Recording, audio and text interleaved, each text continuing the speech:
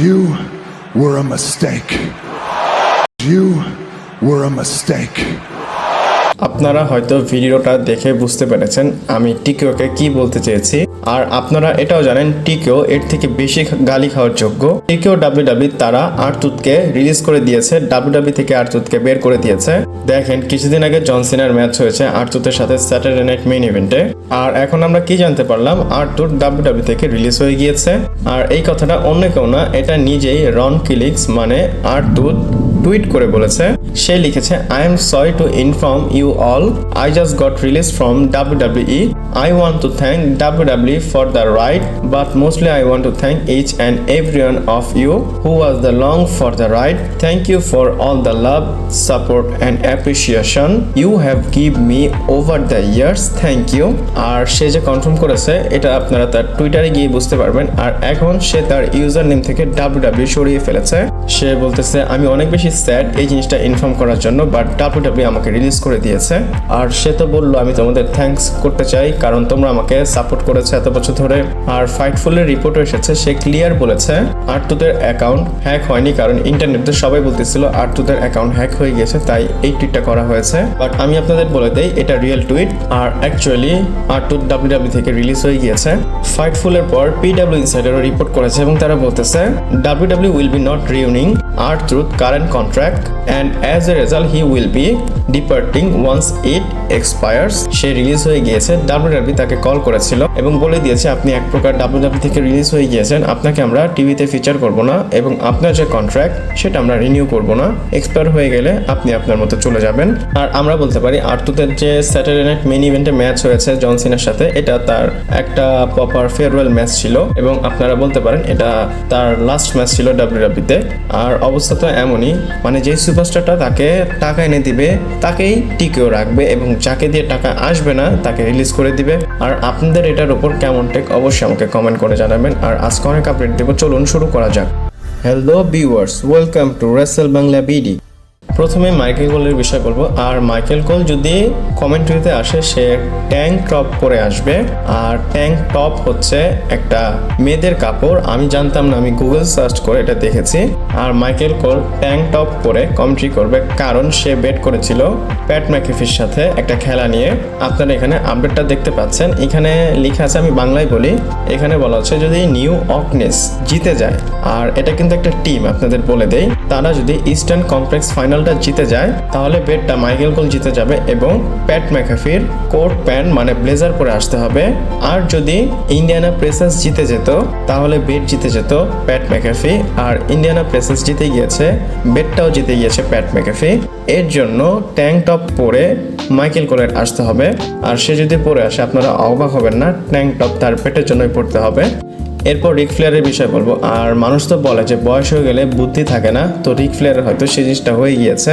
সে gym রসের উপর একটা কমেন্ট করেছে এবং সে লিখেছে জিম রস উইল অল বি জিম রস, seeking attention focus on your recovery, hashtag gym রস। আপনাদের বলে দিই, আপনারা যদি না জানেন, জিম রস অলরেডি ক্যান্সারে ভুগতেছে। তার একটা কোলন ক্যান্সার হয়েছে, এর জন্য সে হসপিটালে ভর্তি এবং সে সার্জারি হয়তো করে ফেলছে, সঠিক আমি আপডেটটা জানি না, কিন্তু সে ভর্তি হয়ে গিয়েছে সার্জারির জন্য, এতটুকু জানি। তো দেখেন সে অলরেডি ক্যান্সারের সাথে ফাইট করতেছে। আর রিক ফ্লেয়ার এটার মাঝে কি একটা কমেন্ট করলো, সে বলতেছে জিম রস তো সবসময় জিম রসই থাকবে, সে সবসময় অ্যাটেনশন ফোকাস নিজের সাথে আনতে চায় আউট অফ নো ওয়ার। এই জিনিসটা তার বলা উচিত হয়নি, কারণ সে অবশ্যই বলবে যে আমার জন্য দোয়া করেন বা আমার জন্য প্রে করেন, আমি হসপিটালে যাচ্ছি। কিন্তু রিক ফ্লেয়ার এই জিনিসটাকে বললো যে সে অ্যাটেনশন চায়। আর এটা বলার পর যখন ফ্যানরা তার উপর চড়ে গিয়েছে, সে পরে গিয়ে বলে যে আমি যোগ করেছি। এখানে আপনারা দেখছেন, এখানে সে বলে যে ৭৭ বছরের একটা ওল্ড ম্যান যোগ করেছে, তোমরা এটাকে সিরিয়াসলি নিয়ে নিয়েছো। সত্য বলতে এইসব জিনিস নিয়ে আমার এই ড্রামা পছন্দ হয় না। মানুষের অসুস্থতা, মানুষের পরিবার, এইগুলো খুবই সিরিয়াস। যদি কেউ এগুলো নিয়ে মজা করে, আমি পার্সোনালি তাদেরকে অ্যাভয়েড করি। আপনাদের এই যে রিক ফ্লেয়ার কমেন্টটা করলো বা যা করলো, এটার উপর কেমন টেক অবশ্যই আমাকে কমেন্ট করে জানাবেন। এরপর একটা ডেটার বিষয় বলবো, আর এটা 2025 সালের জুনের ডেটা। আর এখানে কাকে সবচেয়ে বেশি সার্চ করা হয়েছে সেটার লিস্ট আপনাদের দেখাই। এখানে আপনারা দেখতে পাচ্ছেন নাম্বার 1-এ আছে জন সিনা, আর অবশ্যই নাম্বার 1-এ তো জন সিনা থাকবেই। নাম্বার 2-তে আছে রোমান রেইন্স। আপনারা দেখেন পুরো মে মাসটা রোমান রেইন্স গায়েব ছিল, তাও সে নাম্বার 2-তে আছে। তারপর নাম্বার 3-তে আছে ভাইপার র্যান্ডি অর্টন, আর ডেফিনেটলি ব্যাকল্যাশের জন্য তাকে বেশি সার্চ করা হয়েছে। তারপর নাম্বার 4-এ লোগান পল, আর অবশ্যই লোগান পল সেলিব্রিটি, তাকে তো সার্চ করা হবেই। নাম্বার 5-এ রিয়া রিপ্লি, নাম্বার 6-এ রে মিস্টেরিও। আর আমি একটা জিনিস খেয়াল করেছি, রে মিস্টেরিওকে প্রত্যেকটা লিস্টে পাওয়া যায়, গুগলে সবাই তাকে সার্চ করে। তারপর নাম্বার 7-এ জেউসো, আর তাকে কেন সার্চ করলো, সে তো ইট ইট ইট এইসবই করে থাকে, সে একটা কমেডিয়ান রেসলার। আমার কাছে জেউসোকে এখন আর ভালোই লাগে না।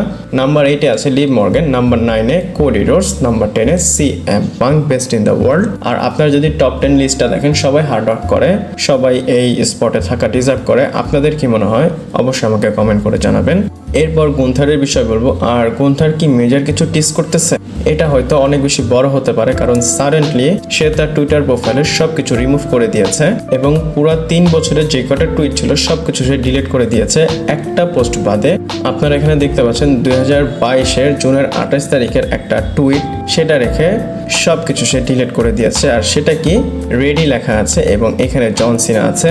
আপনাদের আমি ভেঙে বলি, WWE অন ফক্স তারা টুইট করে লিখেছে জন সিনা কি আইসি টাইটেল জিতবে এবং সে কি গ্র্যান্ড স্ল্যাম চ্যাম্পিয়ন হবে। তো গুন্থার লিখেছে রেডি, মানে গুন্থার জন সিনার জন্য রেডি আছে। আর ওই সময় কিন্তু অনেক রুমার্স হচ্ছিল যে গুন্থার সাথে জন সিনার ম্যাচ হবে, তখন তো হয়নি। এখন তো জন সিনার ফেয়ারওয়েল ট্যুর চলতেছে, এখন হয়তো তার ফেয়ারওয়েল ট্যুরে গুন্থার ফেস করবে জন সিনাকে। গুন্থার যে টিজটা করেছে এটা বলতে পারে একটা ক্রিপ্টিক টিজ, বাট এইটা হতেও পারে। আপনাদের কি মনে হয় অবশ্যই আমাকে কমেন্ট করে জানাবেন। এরপর কোডি রোডসের বিষয় বলবো। আর কোডি রোডসের একটা পডকাস্ট লঞ্চ হয়েছে, আপনারা তো জানেন what do wanna talk about, এবং কোডি রোডসের পডকাস্ট র্যাঙ্ক করতেছে। আপনারা এখানে দেখতে পাচ্ছেন Cody Rhodes new podcast what you wanna talk about is trending as number 1 sport podcast in the world. This is huge.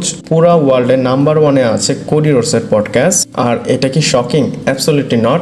আপনারা জানেন কোডি রোডস একটা ওয়েল নো সেলিব্রিটি, সে WWE সুপারস্টার ইভেন জন সিনার আগে সে WWE চ্যাম্পিয়নও ছিল। আর সে পডকাস্ট লঞ্চ করলে অবশ্যই তো চলবে। আর আমি তো তার ক্লিপ দেখেছি, আমার কাছে ভালোই লেগেছে। ইভেন সে তার ওয়াইফের সাথে একটা পডকাস্টও করেছিল, সে বলেছিল আমি রোমান রেন্সকে অনেক বেশি লাইক করি, সেটাও তো আপনাদের আপডেটে দিয়েছিলাম। বাট সে এখন নাম্বার 1-এ আছে, সেটা আপনাদের জানিয়ে দিলাম। এরপর রোমান রেন্সের বিষয় বলবো। আর রোমান রেন্সকে স্পট করা হয়েছে, আপনারা জানেন রোমান রেন্স নেই মানি ইন দ্য ব্যাংকের আগে, সে আসবে কি আসবে না কেউ জানে না। বাট এখানে আপনারা তার ফ্যানের সাথে একটা ছবি দেখতে পাচ্ছেন। এছাড়াও আরও একটা ছবি আপনাদের দেখাই, সে হসপিটালে গিয়েছিল, তো সেখানে একটা ফ্যানের সাথে তার ছবি। এই দুইটা ছবি রোমান রেন্সের লেটেস্ট, তাই আপনাদের সাথে শেয়ার করলাম। আপনারা যারা রোমান রেন্সের ফ্যান, ছবিগুলো কেমন লেগেছে অবশ্যই কমেন্ট করে জানাবেন। এরপর মানি ইন দ্য ব্যাংকের বিষয় বলবো। আর মানি ইন দ্য ব্যাংক আমাদের নেক্সট PLE, তো সেটার টিকিট সেল কি চলুন দেখে নেই। কারেন্ট সেটআপ হচ্ছে 16,163, আর এটার মধ্যে ডিস্ট্রিবিউট হয়ে গেছে 14,000, মানে 14,007 টিকিট। আর অ্যাভেলেবেল টিকিট আছে 2,156। অলমোস্ট WWE কিন্তু সব বিক্রি করে ফেলেছে এবং বাকি 7 দিনের মধ্যে তারা 783টি টিকিট বিক্রি করে ফেলেছে। ইভেন্ট হতে আর কিছু সময় বাকি, আমাদের কাছে সময়ও আছে। WWE বাকি টিকিটগুলো বিক্রি করে ফেলবে। আর মানি ইন দ্য ব্যাংক কিন্তু ইনটুইট ডোম থেকে হবে, মানে র যে নেটফ্লিক্সে ডেবিউ করেছিল প্রথম শোটা যেখানে হয়েছিল, মানি ইন দ্য ব্যাংকও সেখানে হবে। আর আপাতত ভিডিওতে এই কটাই আপডেট ছিল। আই হোপ আপনাদের ইনফরমেশন ভালো লেগেছে। যদি আপনাদের ইনফরমেশন ভালো লাগে অবশ্যই ভিডিওটাকে লাইক করবেন, চ্যানেলটাকে সাবস্ক্রাইব করবেন। পরবর্তী ভিডিওতে আবার দেখা হচ্ছে।